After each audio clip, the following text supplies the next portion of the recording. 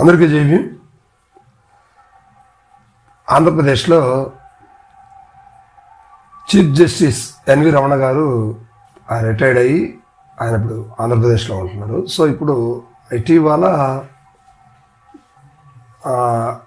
ఈనాడు సంస్థల అధినేత రామోజీరావు గారు చనిపోయారు కదా, ఆయన జ్ఞాపకార్థంగా ఆయన పేరు మీద ఒక అవార్డుని, రామోజీరావు స్మారక అవార్డుని ఆ ఫంక్షన్ ఒకటి కార్యక్రమం ఈటీవీ స్టూడియోలో చేస్తూ జస్టిస్ ఎన్వి రమణ గారిని పిలవటం జరిగింది. సో దానికి ఇరు తెలుగు రాష్ట్రాల ప్రముఖులందరినీ కూడా పిలిచారు. అంటే ఇద్దరు సీఎంలు వెళ్ళారు, అటు రేవంత్ రెడ్డి గారు ఇటు చంద్రబాబు నాయుడు గారు వెళ్ళారు. అదేవిధంగా సినీ ప్రముఖులు, బుల్లితెర ప్రముఖులు, ఇక రాజకీయ విశ్లేషకులు కావచ్చు, చాలామంది ఆ కార్యక్రమానికి వెళ్ళడం జరిగింది. సో అందులో ఎన్వి రమణ గారు మరి ముఖ్యంగా సోషల్ మీడియాని టార్గెట్ చేస్తూ మాట్లాడారు. అంటే ఆయన మాటలను బట్టి, ఆయన పెద్దవాళ్ళు మనం విమర్శించకూడదు కానీ ఆయన సోషల్ మీడియాని ఉగ్రవాదంతో, నక్సలిజంతో, ఇంకా కొన్ని చెప్పలేని భాషలో సోషల్ మీడియాని వెలకట్టి మాట్లాడారు. ఏంటంటే సోషల్ మీడియా అనేది ఒక పెద్ద ఉగ్రవాదం, తీవ్రవాదం అన్నట్టుగా మాట్లాడుకొచ్చారు. ఏం మాట్లాడారంటే సోషల్ మీడియా వలన చెడు ఎక్కువ జరుగుతూ ఉంది, అబద్ధ ప్రచారాలు చేస్తూ ఉన్నారు.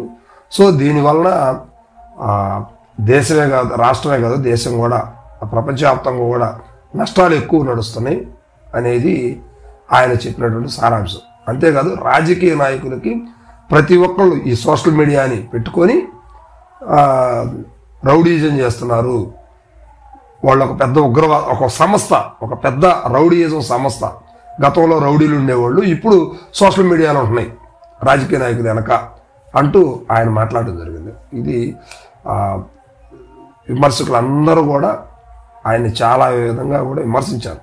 ఆయన పెద్ద ఆయన అయినప్పుడు గౌరవించారు, కానీ అలా మాట్లాడటం అది కరెక్టా కాదా అనేది ఇప్పుడు, అంటే చీఫ్ జస్టిస్ గారే అలా మాట్లాడితే అందరికి కూడా డౌట్ వచ్చింది కదా.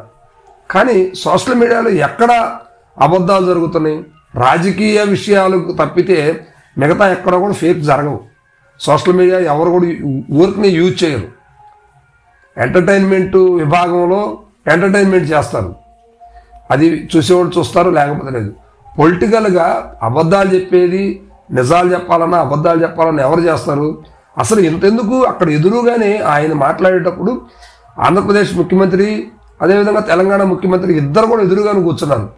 ఆయన మాట్లాడే మాటలు వాళ్ళిద్దరికి తగలాలి కదా, అంతెందుకు వాళ్ళిద్దరిని అడగొచ్చు కదా, మీరు ఇంత రౌడీ మొక్కని మెయింటైన్ చేస్తున్నారు, సోషల్ మీడియా అని ఒక వైరస్ని మీరు వాడుకొని జనాల్లోకి వెళ్తున్నారు, మీరు ఇలా తప్పు చేస్తున్నారని అడగొచ్చు కదా. అదేం అడగలేదు.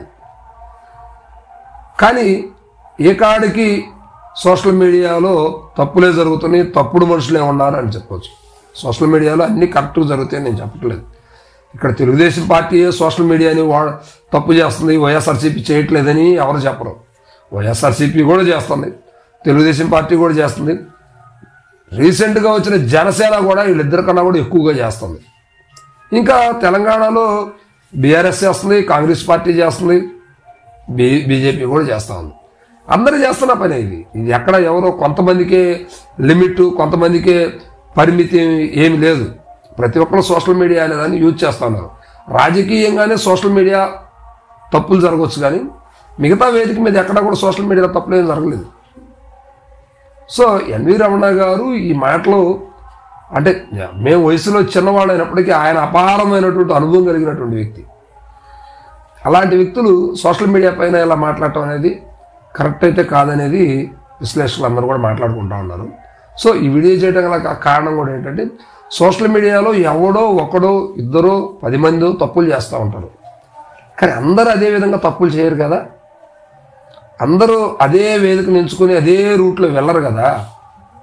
అలా వెళ్తే ఇంక దానికి అర్థం ఏముంటుంది? ప్రతి ఒక్కరికి విలువలు, విషయం తెలిసినటువంటి వ్యక్తులు, అన్నీ అపారమైనటువంటి అనుభవం లేకపోయినా కూడా ఎంతో కొంత ఆ సబ్జెక్ట్ మీద అవగాహన ఉన్నటువంటి వాళ్ళే అలా ముందుకు స్టెప్ వేస్తారు, లేకపోతే ఏరు కదా.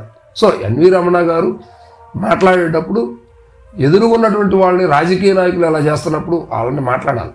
అంటే ఏ కాడికంటే అదే వైఎస్ఆర్సీపీని ఉద్దేశించి మాట్లాడారా, లేకపోతే తెలుగుదేశం పార్టీ నుంచి ఉద్దేశించి మాట్లాడారా అనేది మాత్రం సస్పెన్స్లోనే మాట్లాడారు. కానీ మొత్తం మీద సోషల్ మీడియాని తప్పుబట్టి మాట్లాడారు. ఇవాళ సోషల్ మీడియా లేకపోతే గ్రామ స్థాయి నుంచి కూడా గ్లోబలైజేషన్ ప్రపంచవ్యాప్తంగా కూడా ఏముందనేది గ్రామ స్థాయిలో ఉండి కూడా తెలుసుకునే పరిస్థితి ఉంది.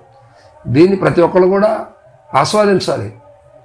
ఇలా ప్రతి ఒక్కటి కూడా నెట్లో, ఆన్లైన్లో, మొబైల్ మన చేతిలోనే ఆండ్రాయిడ్ ఫోన్లో చూసుకోగలుగుతున్నాం. ఇదంతా కూడా టెక్నాలజీ మహిమే కదా. టెక్నాలజీ మనకు వచ్చిందంటే దాన్ని మనం యూజ్ చేసుకుంటున్నాం. అది తప్పు ఎందుకు అవుతుంది అనేది జస్టిస్ ఎన్వి రమణ గారికి మరి ఎందుకు అర్థం కాలేదో తెలియదు. సో ఇలాంటివన్నీ ఆయన ఆండ్రాయిడ్ ఫోన్ వాడలేదేమో, లేకపోతే ఆయన కుటుంబ సభ్యులు ఏం వాడరా, లేకపోతే ఇంకొకళ్ళు ఎవరన్నా వాడకుండా ఉంటారా? ఎవరి కుటుంబ సభ్యులైనా వాడాల్సిందే. ఎవరైనా కూడా ఈ రోజున టెక్నాలజీకి అతీతులు ఏం కాదు. ప్రతి ఒక్కరికి టెక్నాలజీ అవసరం. అవసరం అంటే ఖచ్చితంగా ఆండ్రాయిడ్ మొబైల్ ఫోన్ అనేది కంపల్సరీ అవసరం. సో మరి అలా మాట్లాడారంటే ఆయన ఎందుకు మాట్లాడారు అనేది మాత్రం అర్థం కాని ప్రశ్న అనుకోవచ్చు. మొత్తం మీద మాత్రం ఆయన సోషల్ మీడియాని దుయ్యబట్టారు.